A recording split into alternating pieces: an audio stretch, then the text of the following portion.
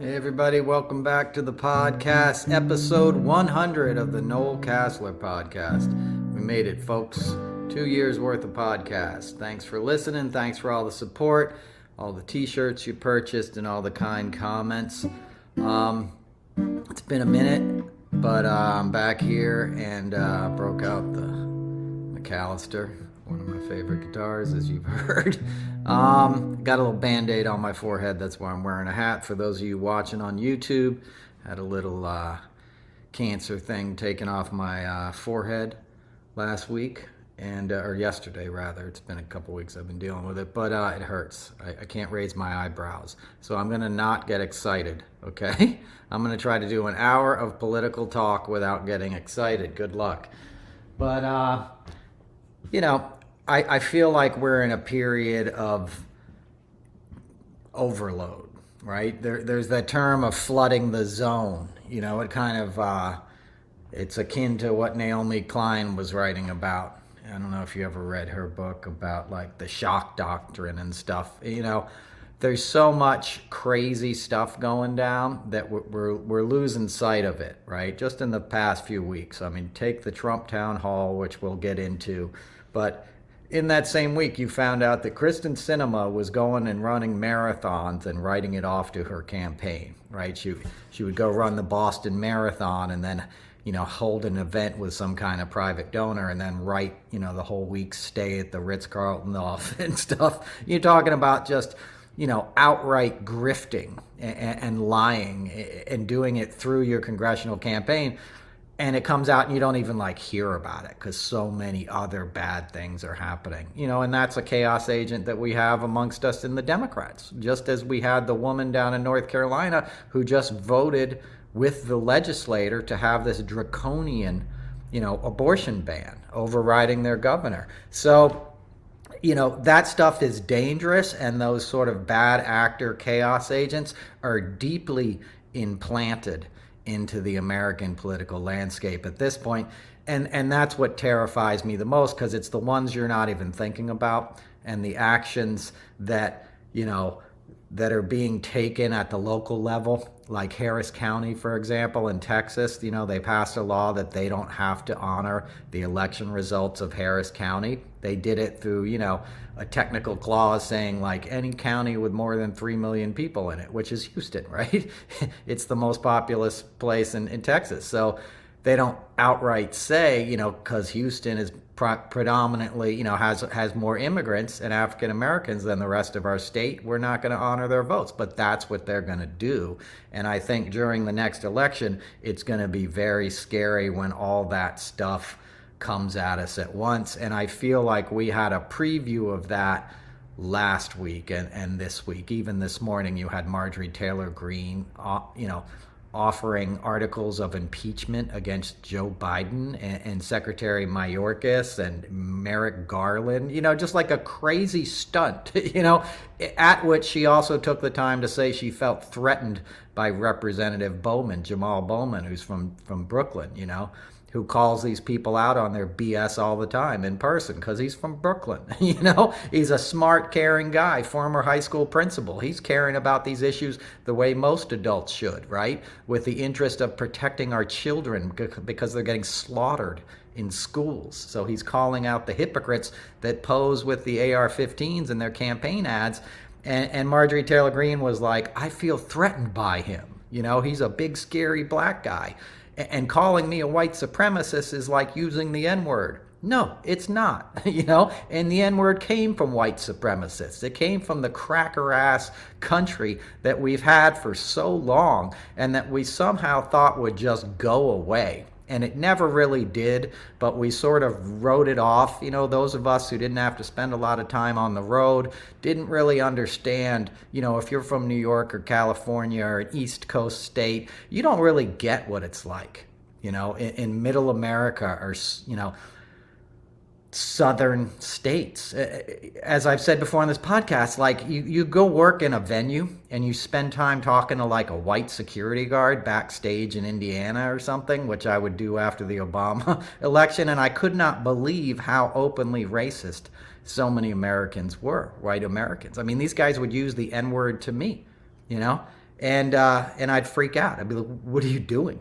I was at his inauguration. I love President Obama. I hate racism. I hate backwards, ignorant people. I understand why you may be that way, because you've been fed a bunch of lies your whole life, but and your parents probably thought Reagan was some good guy, and you probably believe the BS that, African Americans are minorities or living large off of your tax dollars. It's simply not true. It's mostly white people that are getting welfare, right? It's mostly veterans that are getting SNAP program, food assistance. It's hardworking people, just like you, dude. So why are you trying to hate on them? Because you're getting manipulated from some billionaire who wants to put a conservative politician in your district because he knows he owns that guy. He knows when it comes down to a choice between putting in a new chemical plant that's going to poison your kids' water and doing the right thing, you're going to be too stupid to know what's up, because he waved a flag in front of you and said he'll protect your whites, your rights to own guns, and the whites Freudian slip, right?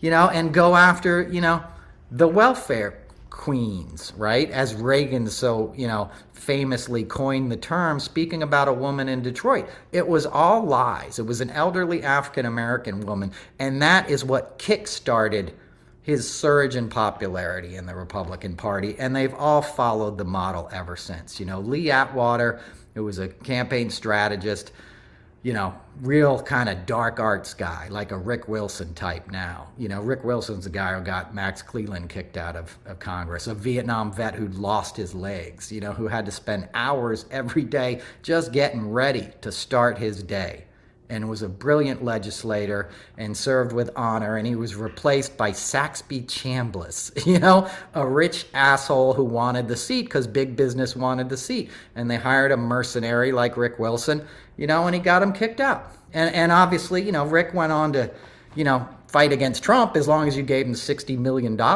Him and the rest of the Lincoln's Project, they ran their own kind of scam in the last election, and I know they became popular and have a lot of cool tweets, and I've interviewed Rick on a podcast. I got no beef with him, but, Steve Schmidt, these are the guys that engineered that stuff. Steve Schmidt's the guy who gave you that idiot who thought she could see Alaska, Russia from her home, her back porch or whatever she said. The guy that McCain picked, the girl that McCain picked. I can't even think of her goddamn name now, but you know who I'm talking about. She was like the archetype character for what we're seeing now. What was her name?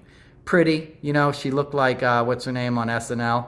But, my point is, that's what they do. The strategist and the power base in the Republican Party, have dossiers on the kind of stuff that will affect conservative white Americans in the suburbs and the exurbs on a visceral level. And they play that game, that fear, that racism every time.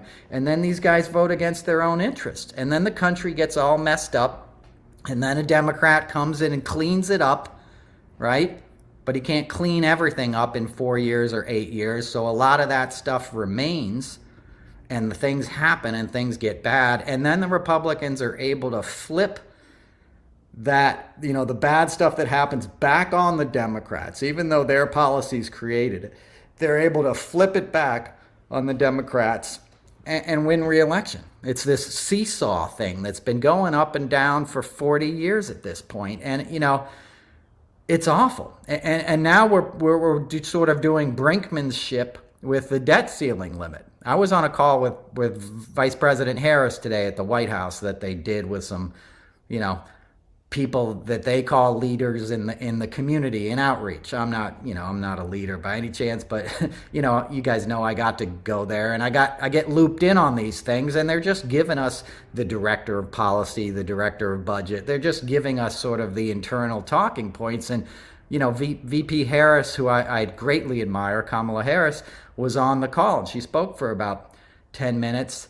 And it's staggering to think about what's going to happen if the GOP is allowed to not raise the debt ceiling, to default on our bills on January 6th or 1st. I don't know exactly when it is, but it's June, pardon me. See, I'm trying to, I was under the knife yesterday. They had to take this thing out twice. It's Mohs surgery. I'm sure some of you guys have had it, but it was a long day. So anyway, my point is, I don't think people realize how catastrophic it's going to be if we default on our debt. Your car payments, your mortgage, all that stuff becomes a lot more expensive. Banks get in trouble.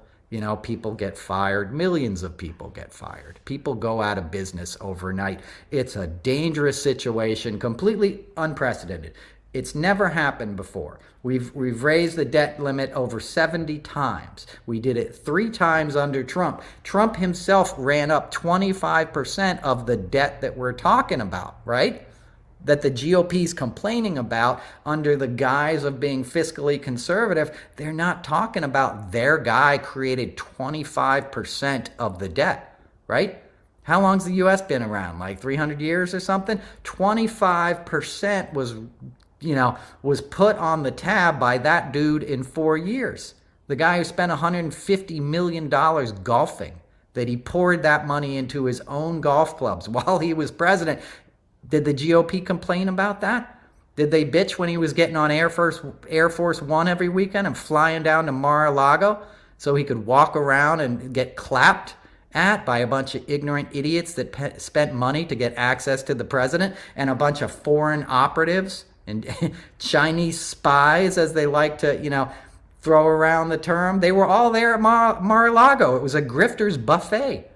Eric Trump was telling people in the food line over the Christmas holiday that his dad was going to get ready to take out, the Iraqi general that we assassinated. They were giving away state secrets like it was a party.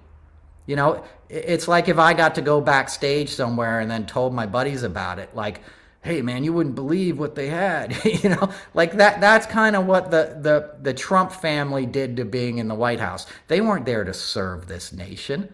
They weren't there to enact policy and care about geopolitical events. They were there to line their pockets, to steal everything they could, which was the same way they were on Celebrity Apprentice, by the way. They would steal all the power bars off the craft service table at the end of the day, and the Twizzlers. Eric Trump would take all the red Twizzlers. That's why I called him Twizzler Trump, if you guys remember, on Twitter. They asked for per diems.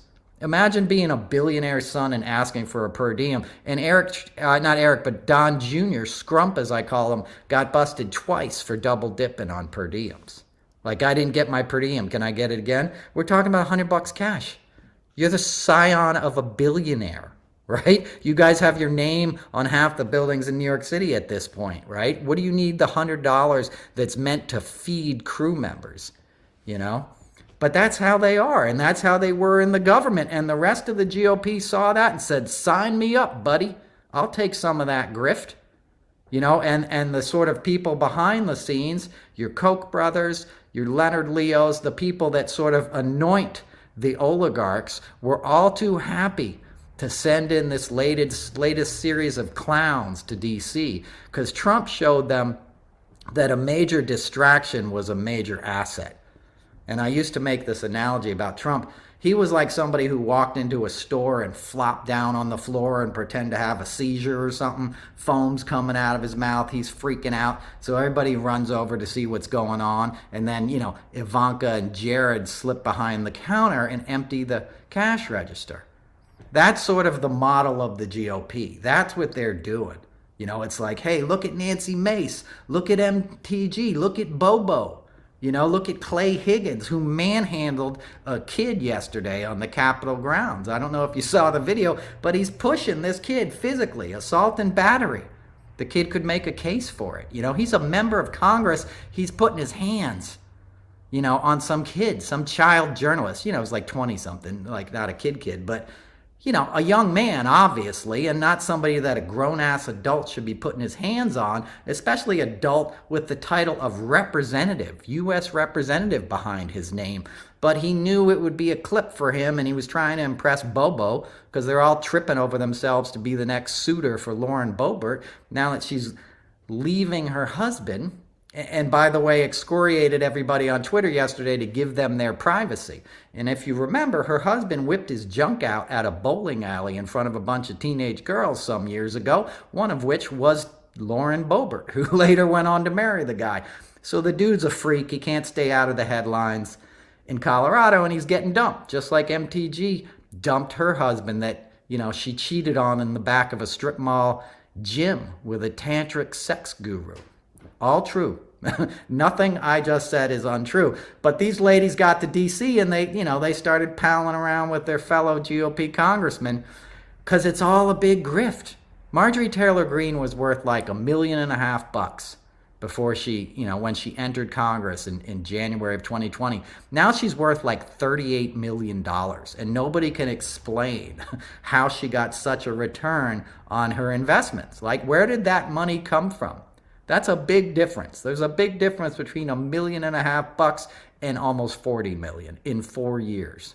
That's an enormous amount of money. And nobody's asking that. Nobody's asking why her opponent left town in the middle of the night. He resigned from running for office and booked it out of Georgia. Overnight, she moved into his district, ran unopposed, and won. And now she's running the GOP for all intents and purposes. She's the figurehead, the intellectual leader of the GOP. And it's maddening. But when you look at the big picture, you see, she's there for a reason, and she's getting her taste. Her $40 million is a fraction, is probably 10% of the $400 million or $4 billion that somebody's going to make when they vote, on what that person wants done in their home state.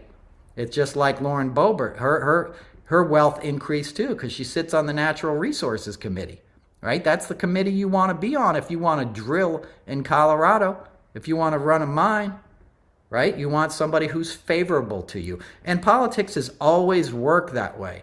What's different now, that was always pork barrel politics, right? We're all used to that. There's nothing new in that, right? Politics was always like, I want to have power. I need wealthy people to support me to get that power. I will do favors for the wealthy people and try to sell it to my constituents as best as possible. That's kind of ground game level politics. It's always been that way. It was traditionally, the politics side was sort of done by blue blood Ivy League folks, and it was done in the back of the university club or, the Harvard club or, it was sort of done in a mahogany room over a brandy snifter, right? And it played out in a civilized fashion. And by the time anybody really understood what was going on, it was too goddamn late and they were too powerful to do anything about it. That's how GE got to pollute the Hudson Valley and the Hudson River, for its whole career and pretty much every other industry. That is our political system. What changed was Citizens United allowing, enormous amounts of cash to fund these candidates. Then you could get these wacky dark horse candidates that normally wouldn't have paid their dues coming up through that system. They could now get in there and they could get enormous amounts of money behind them, like an MTG or somebody, and nobody'd ever heard of these people, and all of a sudden they were in Congress, or the U.S. Senate. And that's where it got scary, because that's where basically the billionaire class had all control. You no longer needed the pipeline of sort of party bosses and building local support and working your way up and being in the state legislature and then running for your, the House seat. And that all bets were off. You could go from, Meth Lab, Georgia, where MTG's from, to Congress. And in her first day there, she was making videos in her hotel room complaining how she couldn't carry a gun around DC and couldn't work out properly because all the gyms were closed because we were still at the height of the COVID crisis, you know. So she right away knew, like, my job is to become a social media star. And she kept pushing the envelope to the point that she achieved that rather quickly, right? Because it was so outrageous and she was such a troglodyte that we hadn't seen before. You're like, who is this leathery D. Snyder looking, or, you know, Vince Neil? She looks like she sings in a Motley Crue backup band to me, right? But like, you were like, who is this putrid, like, vile thing with this ignorant sort of timbre in her voice? You know, she sounds stupid. She sounds like somebody who's complaining to you at a drive-in that there's onions on her hamburger and she asked for no onions, right? If you've ever worked a service industry job, you know that sort of entitled, whiny, ignorant tone of voice, you know, and she exemplifies that. And the, you know, the sort of media couldn't resist making her a star. And then she held on to that position long enough that real established, you know, media, the Tiffany Network, CBS, 60 Minutes, said, we're going to fly down there and do a puff piece and anoint her. And they did. And then the very next day, she started saying she wanted to impeach Biden, right? And now she's controlling the party. But behind the scenes, you know, the wealthy people that want her to be a placeholder for autocracy are getting a huge return on their investment, right? And that's what we need to think about. Like, how deep does this go? How deep is the corruption that CNN could bring in Chris Licht and do 70 minutes of prime time on Donald Trump uninterrupted?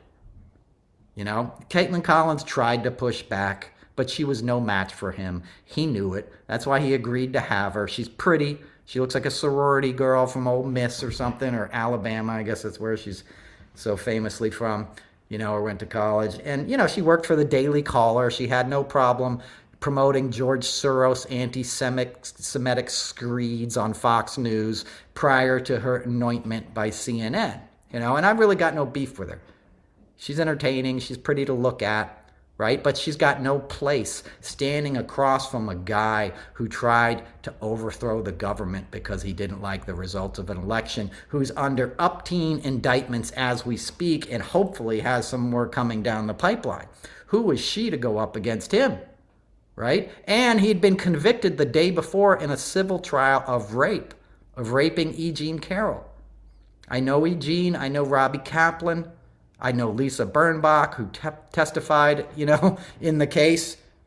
Lisa's, you know, I've been on Lisa's podcast. Lisa knew about it that night. E. Jean called her way back when. Lisa wrote the piece for Vanity Fair, I believe, back in the 90s. If you've ever seen the picture of Ivanka sitting on Trump's lap in front of the fountain, it's really unseemly. She's got a mini skirt on. She's sitting on her daddy's lap. It's a really gross picture. Lisa was the reporter, and that photographer took that. That was for Lisa's piece. I think it was in Vanity Fair. It might have been People magazine. There was a separate reporter from People magazine who got attacked by Trump in Mar-a-Lago in a bedroom, as you know, in a nursery room, because Melania just had his kid. Like, the dude is a scumbag, is my point. And being that it was the day after he'd been convicted of assaulting a woman in Bergdorf Goodman, which he completely had, who was a very famous woman at the time. So his bullshit, like, I don't know her, never met her, was obviously a lie. He thought she was his wife in the deposition, as we all know, right? The fact that the day after that, you reward that guy, the guy who's been a sexual predator for decades, you know, with a comely female host in a pretty pantsuit, to talk, you know, to meekly represent sort of the leftist media, and then he can just talk over her and make her look silly all night, and the audience applauded wildly, right? It was misogyny in action. It was a beatdown of the idea that a woman could stand up for her rights and hold a man like Trump accountable. That's what it represented, right? And Chris Licht knew that. He told Trump backstage, have fun out there, before he sent him out there, right? And Trump had a blast. Even Trump couldn't have seen how well it was going to go. And then Trump got on Air Force One, his new 757, you know, a refurbished one that he got his campaign MAGA contributors to pay for, you know, redoing for him. and he played It's a Man's World and flew back down to Florida, you know? That's insane. That's handing him a win. And if you watched it and were horrified, like I'm sure you did and I did, and I wrote a Substack about it, you know, I don't want to rehash it. It's old news already, but it goes to my point. It was the beginning of like, oh, here we go again. It's going to be a year and a half of this, and then Trump's going to be president again. And if you don't think he can be president again, you haven't paid attention since 2016, because he probably has a better shot this time than he had those other times, right? 2020 was his weakest election, right? Because we were just coming out of the pandemic. People had seen how outrageously evil and corrupt he was, you know, when he hid in the bunker of the White House and had them tear gas protesters, you know, to hold up a Bible. He'd sort of had all these stunts that kind of backfired. So even MAGA, you know, I think, you know, MAGA was behind him, but I think, you know, they were less passionate probably at that point than they've ever been. Since then, they've had 2 years of sort of like, you know, buttressment, right? Of like the GOP people that I just described constantly, you know, Jim Jordan, these people constantly, you know, saying it was a Russia hoax, saying Trump was targeted. You have CNN who's now saying like the Durham report exonerates Trump, which it doesn't. John Durham's report was a scam. He spent 4 years and millions of dollars of taxpayers' money, found nothing, flew around Europe with Bill Barr stuffing his face with Carpaccio, trying to find dirt on Biden for the next election. We're paying for it, right? Comes up empty-handed after 4 years, hands in a 300-page report, which is complete bullshit. There's no way to spin it unless you're on Fox News and you're an idiot. And the first thing that happens is Jake Tapper spins it, you know, as an exoneration for Trump and bad news for the FBI. Completely bullshit, completely not what it said. Just like when Bill Barr came out and obfuscated on behalf of the Mueller report and gave his own summation 6 weeks before the rest of us got to read it. And instantly Chris Zalila, I'm never going to say this goddamn name. Chris Zeliza. That's as close as I'm getting. You know who I'm talking about, the legal correspondent, kind of, you know, conservative, dicky guy that they like at CNN so much. They had Rick Santorum on there for the whole Trump administration. Santorum, you know? Look up what Dan Savage used to, you know, call Santorum. But I digress, right? But Chris Zeliza. And, you know, these guys, they're well practiced in sort of manipulating the headlines to benefit Trump, to benefit the conservatives. Because most people, you know, if it's not Fox News that's outright lying, are going to get their headlines and their news from a crawl on CNN as they're walking across the airport to get to Aunt Annie's and grab another pretzel before their flight back to Des Moines. And they're going to see that headline. And they're going to be like, oh, Trump was exonerated again, another witch hunt. And then he gets on CNN and, you know, gets to do 5-10 minute screeds on why he's the victim, and they go uninterrupted. They're, you know, they're accented by audience applause. And from a technical level, even that audio was sweetened, mean pumped up with compressors and stuff, so it sounds really loud and jumps through your TV screens. That's not how an audience sound really sounds. Like you have mics in the audience and it's like room tone, and you have to really pump it up if you want it to be exciting at home. It's called a sweetener. It's actually an audio roll on a live show. So like if you're watching the Tonys or the Kennedy Center Honors, there's a guy whose job it is to just take that signal from the audience and make it pop in the mix as much as possible. And that's what was happening on that CNN show. And what that does is it gives you a psychological feeling when you're watching it. Like, he just scored a point. He just scored a point. And that's what it would have been like. If you were partial to Trump, you know, you probably aren't open to hearing any new news. But to say you were on the fence and you watched that thing, you would have a visceral sense of the audience clapping and laughing that this guy's telling the truth. Oh, he must have won that point, because you barely heard Caitlyn trying to stop him, and she made the mistake of moving on. You can't move on. That's the mistake we're making as a country in many ways. We keep moving on, right?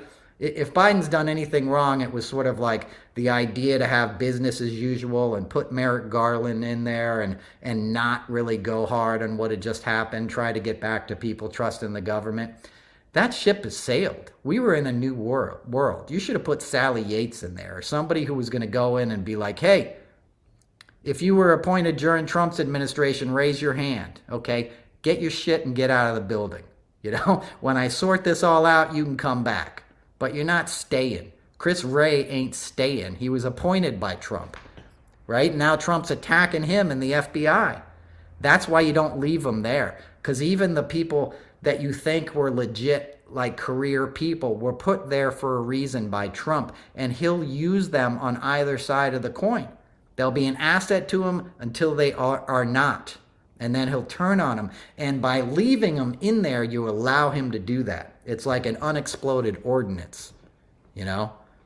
You got to go in there with a sweeper, with a minesweeper, and get it out of there and clear the field and stay off it for a while, lest anything else blow up. But that's not what we did. We don't even know who bombed, you know, who put the pipe bombs on the Capitol on January 5th, the night before.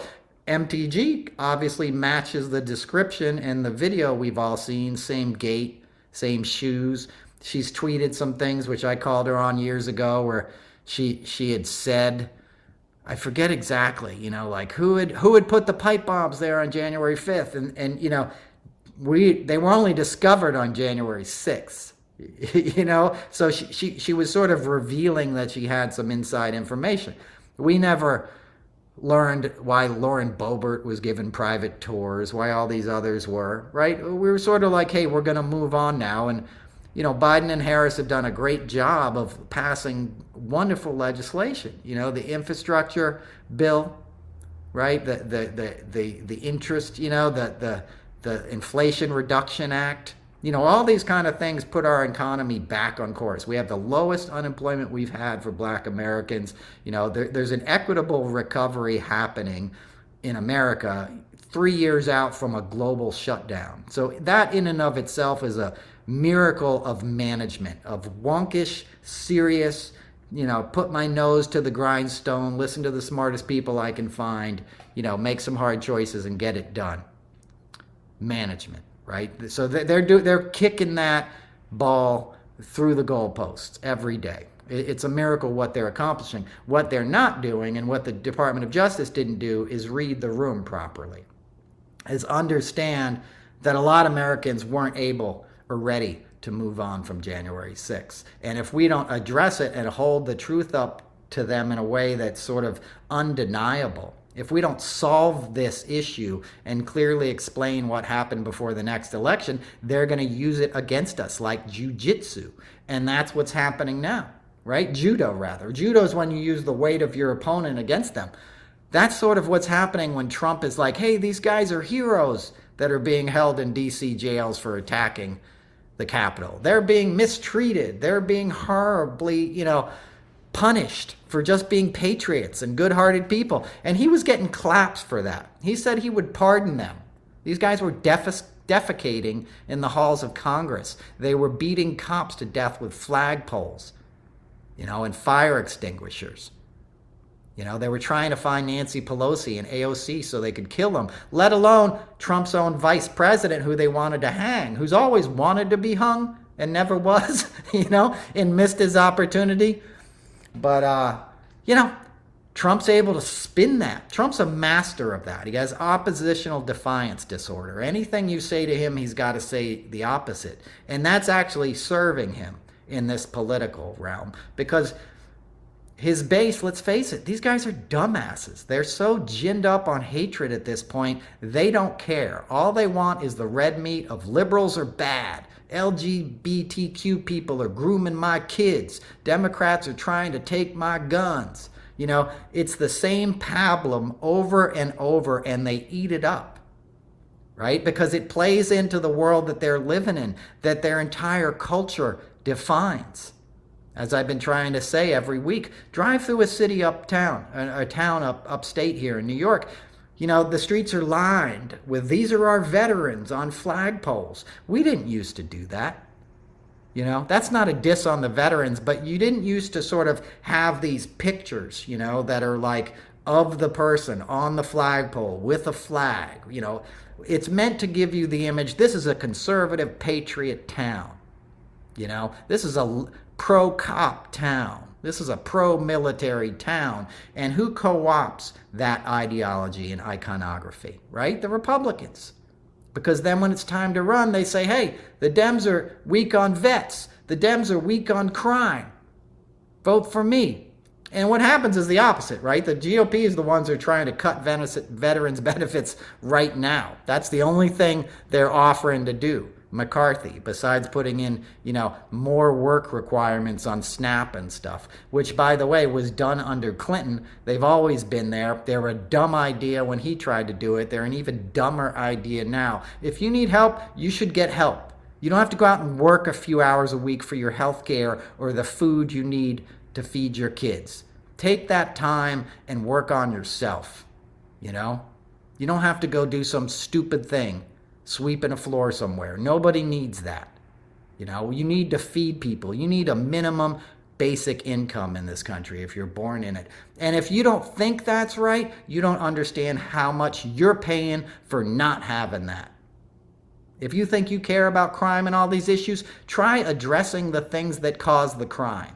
Try addressing the inequality and the injustice that African Americans face, that poor people face of all colors.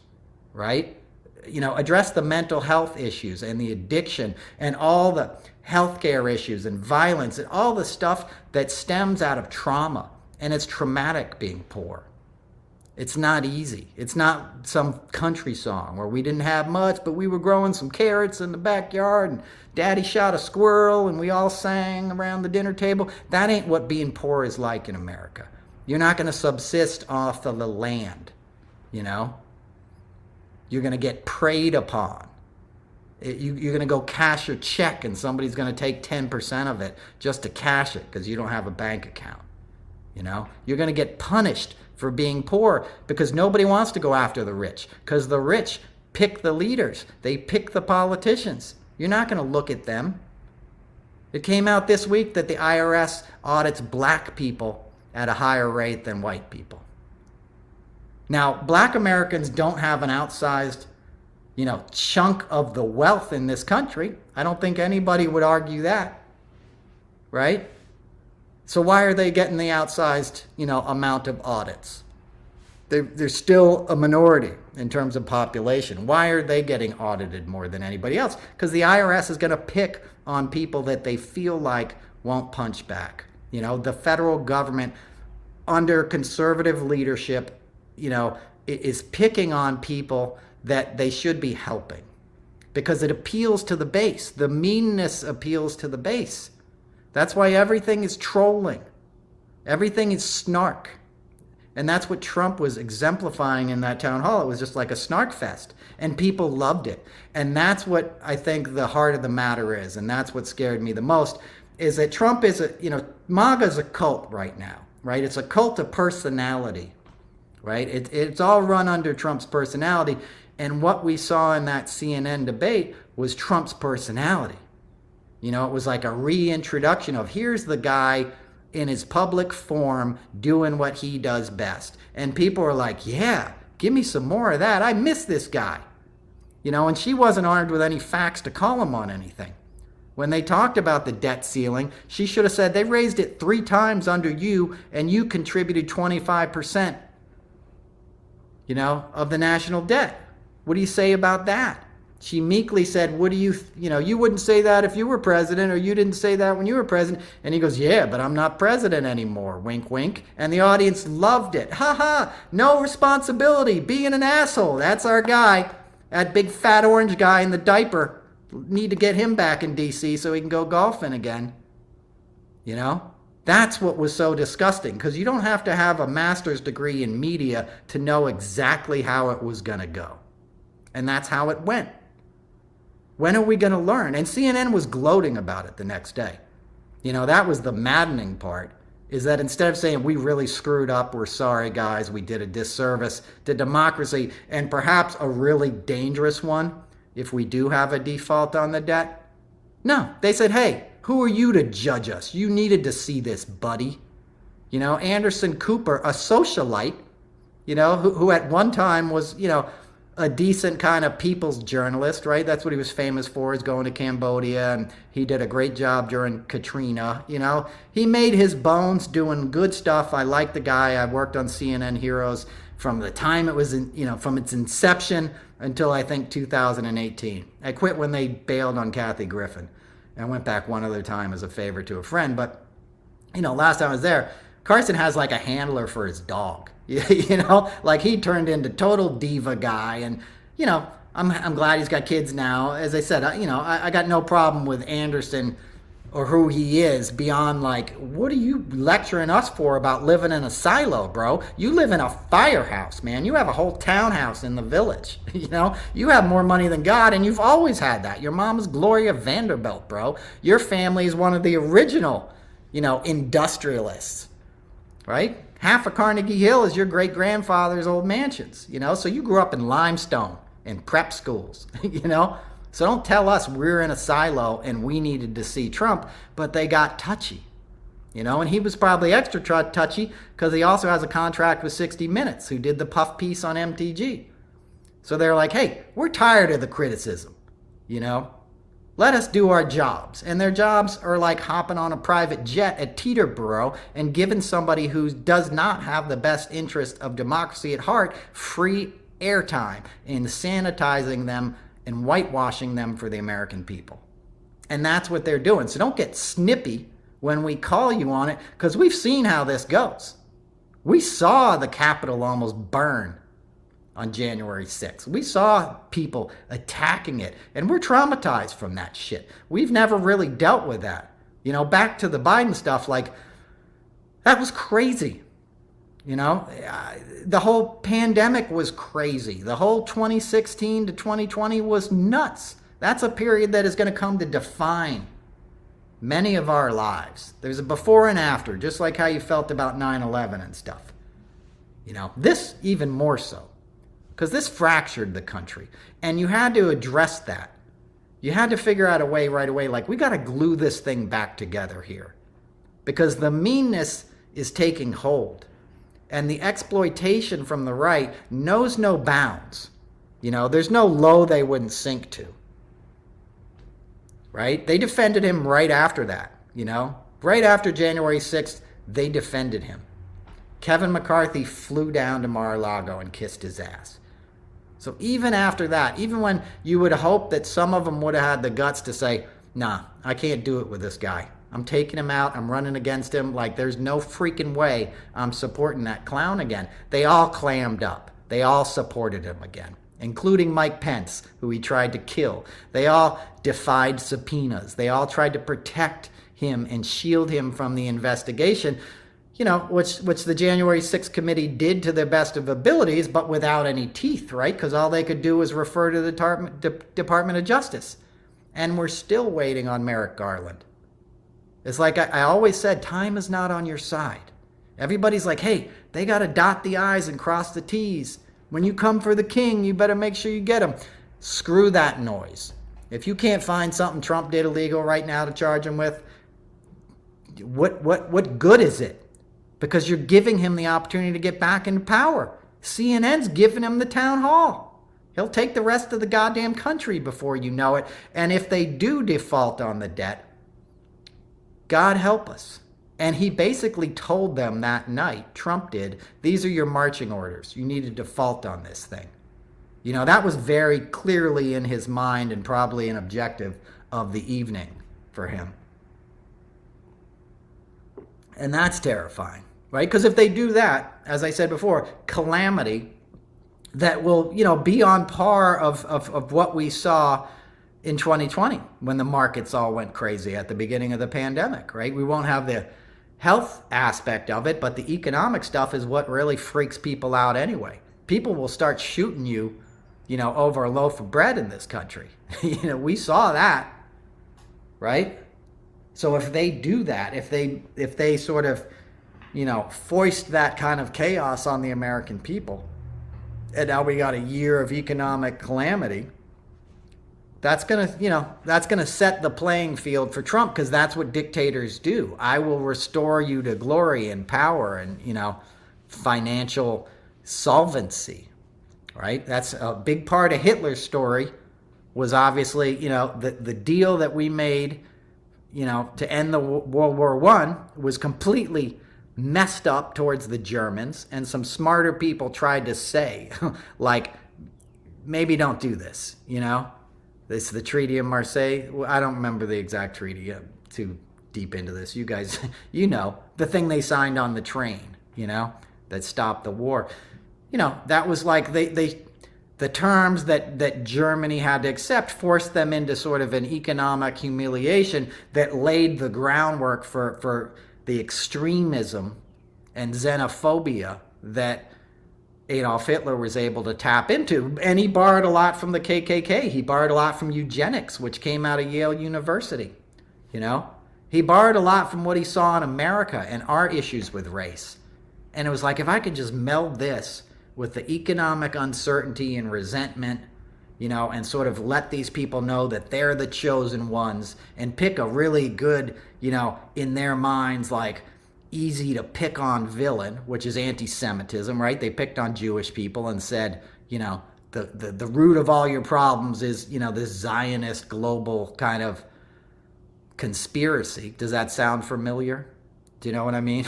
That's the same thing the Republicans are now grasping at. It's history repeating itself, right? But you need the proper ingredients to bake this putrid cake, right? And all those ingredients are coming together, and they see it.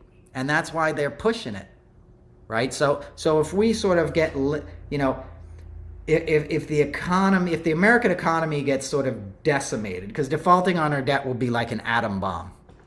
Hits us overnight. It's going to cause a lot of chaos and a lot of hardship. If that's created, it's exactly like the sort of breeding ground for extremism to get worse, for anti-Semitism to get worse, and for Trump to sort of activate this army that he's building. That's why General Flynn was speaking down at Doral last weekend on an event that had actual Nazis on it. They were later canceled because Maddow did a piece on it, I'm sure you saw last week. But they were there, and they're there next time. And their message is still being repeated. A little wink and the nod to, like, we're not going to give you the clip this time because Eric Trump is there too. But their agenda was still there and represented. And then Trump called into a Mike Flynn rally over the weekend with the same organization that he runs. It's like America First or whatever the hell it's called. It's hard to keep track of what all these things are called, by the way. But on the Dem side and the Republican side, and they're all PACs, by the way. The money you're sending to the Dems, those are PACs too. Be careful about where you're sending your money. Be careful about any organization that's sort of trying to enrich its own media presence over actually doing something. I send my money, what little I have, to charities that I know are going to feed somebody, or a cat or a dog or something physical. I don't need ad buys. We're not in this place we are because there's not enough media attention on things. We're in the place we are because the media attention is getting manipulated and siphoned off by greed, and anger is being exploited on both sides of the divide to enrich a few that are either channeling that anger for good or channeling that anger for wealth. And you need to look beyond that. You need to holistically look at look at the whole being. Look at what's going on, and the meanness is on the march, and that's appealing to a psychological dynamic in the American people that is, I'd like to say, been lying dormant. I can only speak about my own life. In New York, it was different in the 80s. New York was always obviously very sort of kind of racially charged place, to put it mildly, right? You had Howard Beach, you had all these famous things in the 80s, but you didn't have people like in upstate New York where I live, like flying MAGA flags, and the Blue Lives Matter crap on their cars, and this like, I'm gonna get them before they get me attitude of arming up and military weapons. All of this crap is new, and the world hasn't seen it before, and it's all being sort of like exacerbated by social media. As I've said before, Hitler didn't have YouTube channels. You know, he didn't have podcasts. He didn't have all these other ways to spread this bile, but the GOP has it, you know, and they have infrastructure because they have all these billionaires, you know, pumping tons of money. They own the Supreme Court, essentially, right? There's 9 justices. They got 6 of them, you know, so we're in uncharted territory, and how we proceed has to be very specific and infused with an awareness of what we're really facing. Not just more outrage, but real tactical, like, this is what's going down. This is what we need to pay attention for. Because my fear, and as I said at the top of this thing, like flooding the zone, all this stuff starts to slip past you and you become exhausted. Especially in the face of the human tragedies, the shootings, right? The shootings are the reason I haven't been able to do this podcast properly for the last month or so, because it's like I can't talk about it for an hour, and I can't not talk about it. Do you know what I'm saying? So I can only talk about it when I feel like I'm not going to add to the pain and the negativity. But, you know, it's scary. So when those stories eat up a few days, not eat up, that's not the right term. When those stories rightly dominate a few days of coverage and then get sort of washed out back into this sea, you have to think about the effect that has on you as a person, you know. The shooting in Allen, Texas, we saw babies murdered.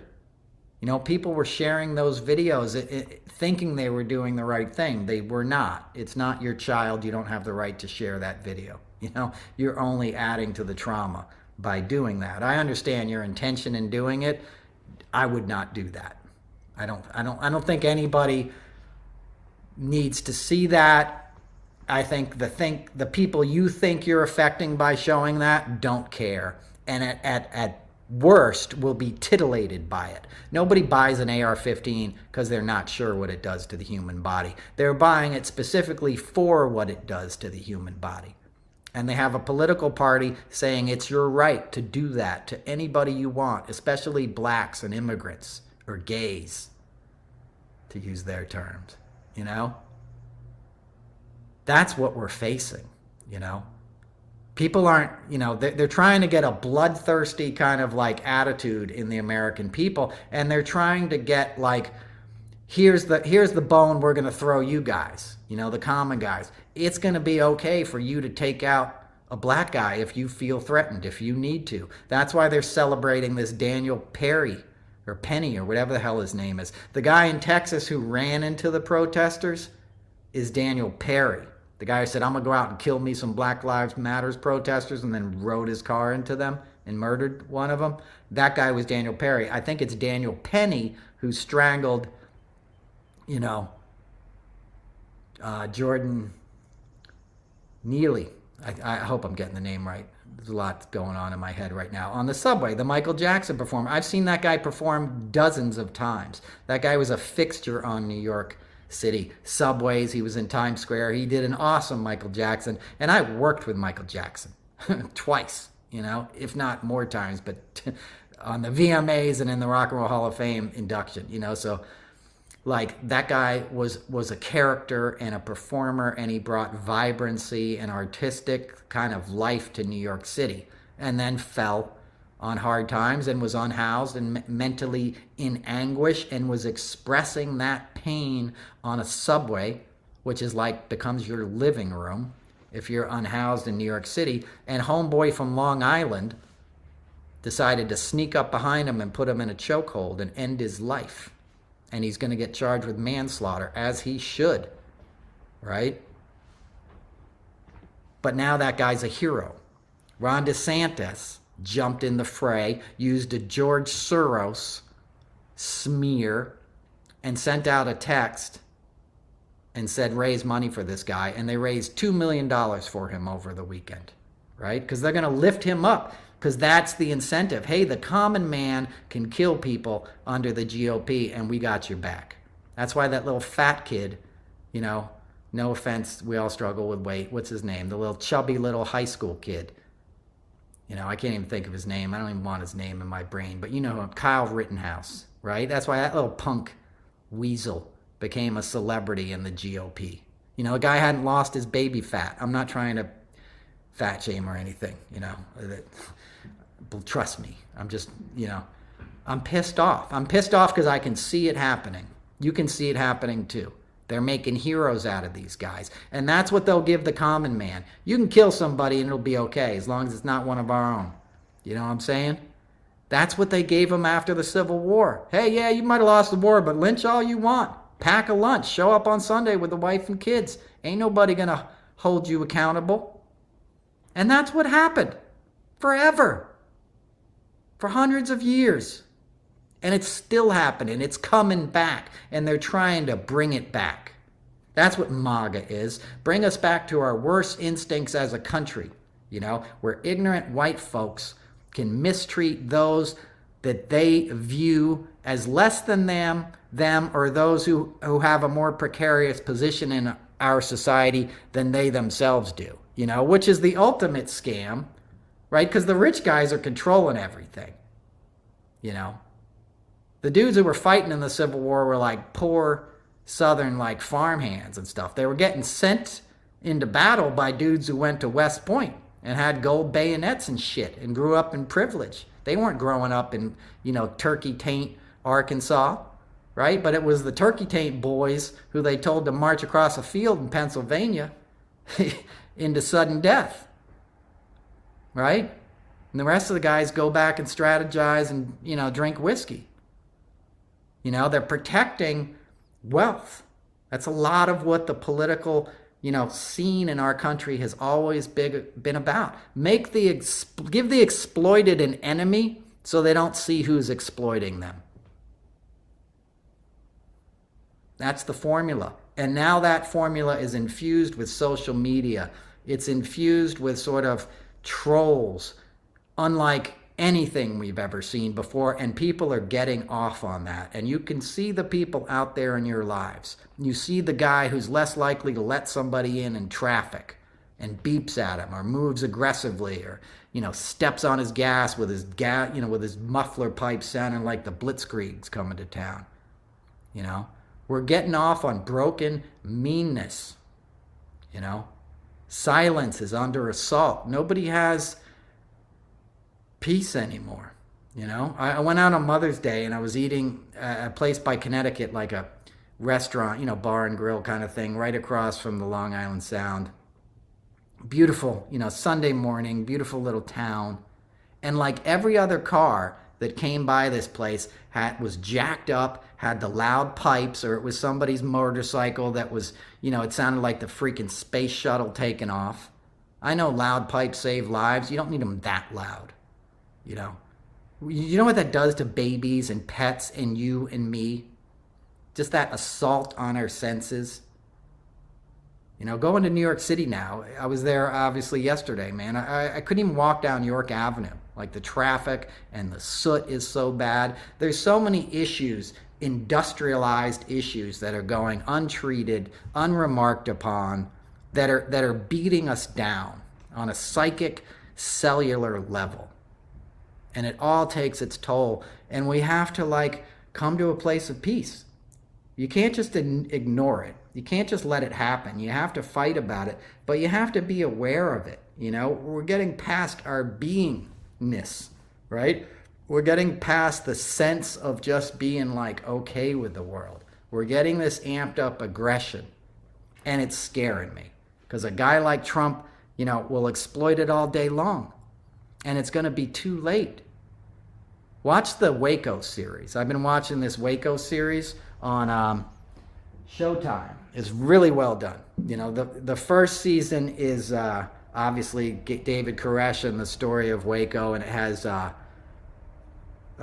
is it E. Jean Smith, right? The great actress from Secession. Wonderful actress. I hope I got her name. J. Cameron Smith. I'm sorry, I was thinking E. Jean Carroll. J. Cameron Smith. We follow each other on Twitter. Married to one of my all-time favorite playwrights, and who made my favorite movie of all time. But I'll talk about that next week. But anyway, so Cameron Smith is in it. The guy who played Possum in the remake of the George and Tammy, or the George and Tammy series that was on recently. Can't remember his name either. Wonderful actor. He's kind of the lead in it. But it tells that story. It tells the story of sort of the obvious screw up by the government and the Justice Department at Waco and the ATF, and them murdering all these people.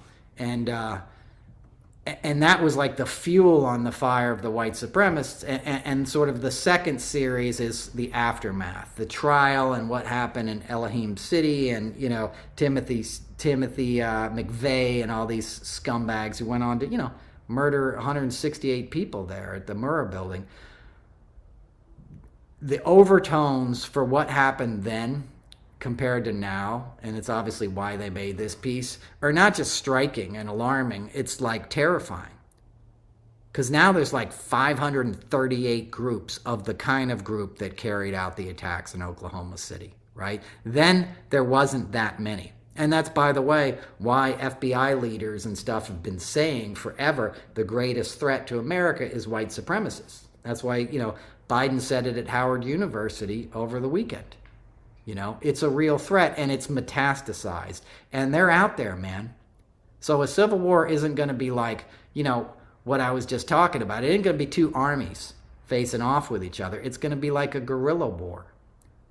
It's going to be, we blow up a Planned Parenthood center. We blow up this or that. We terrorize people. We shoot up a mall of immigrants, which the white supremacist guy did in Allen, Texas.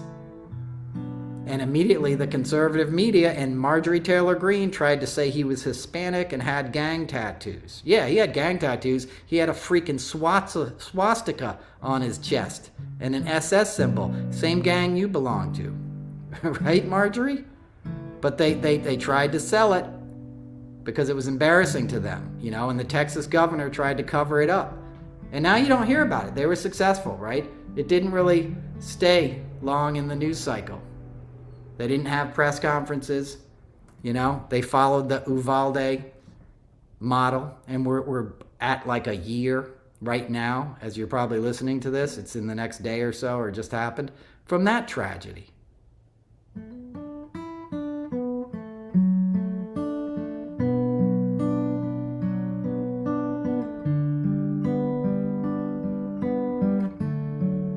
So there'll be a lot more of that, if we don't stop it.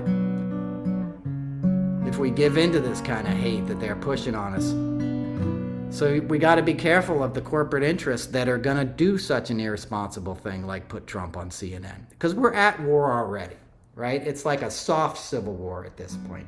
It hasn't turned into, the kind of horror and anguish that it could be, but there's people out there itching for that to happen, and if you can't see it, you're blind, and it's going to affect all of us, and we really have to take that seriously. All right, I'll shut up now. I've been ranting for an hour. I hope you could hear me okay. I've missed you guys. I'm going to try to do some fun stuff. I'm working on a new show now, so I'm going to try to do some live dates. Thank you, Kim, who bought a t-shirt last week. If you guys want a t-shirt, you can find them at noelcasler.com. Sign up for the Substack. If you like the podcast and you want to support it, you can sign up for Substack. It's $12 a month, or it's free, and all the content is free. So I'm not after your money. I appreciate it when you send it to me, but what I'm saying, you can get either way. So don't feel bad if you can't pay. If you want to, bring it on. All right, I'm going to try to do more in season 3, trying to get it more professional. You see I got the neon sign up there, got some fancy lights. I'll use the microphone next week when I can put headphones on, but I hope it sounded good. I hope I didn't bum you out. I hope I didn't rant too much. I just, I wanted to hit those bullet points because it's like the flooding the zone thing is happening. And it's not that anybody who listens to this is tuning out, or any American even has the luxury of tuning out. But we can't let these things keep slipping by, because some of these things are very scary. And when you wake up to another election morning, it's going to be pretty hard to stop them this next time, given that they haven't been stopped so far and that they're learning from their mistakes of last time. You know, the secession episode on Sunday kind of brilliantly summed that up, you know. So I think we're all on the same page with that. That's what I'm talking about. Thank you for listening. Episode 100 of the Noel Casler podcast. Find me at noelcasler.com. Take care of yourselves. I love you guys. Thanks for listening. Peace.